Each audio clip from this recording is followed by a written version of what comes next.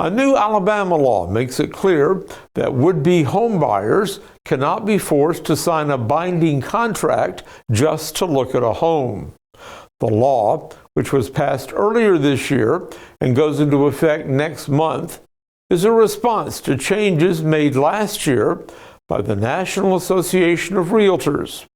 As part of a $418 million lawsuit settlement, the NAR began requiring buyers to sign an agreement spelling out how the agent would be paid before they could take a home tour.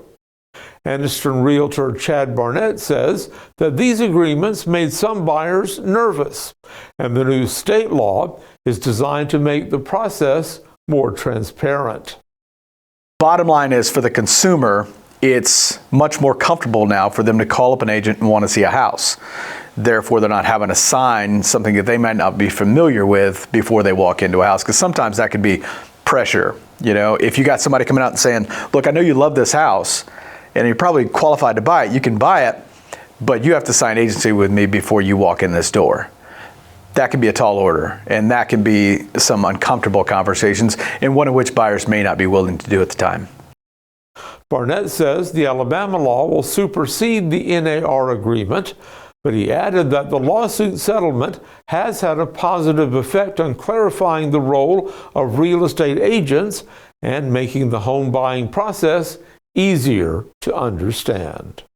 The good of what happened over the last year is that people are more clear on commission, who's representing who, and there's less gray area there. So the buyers and sellers are both more,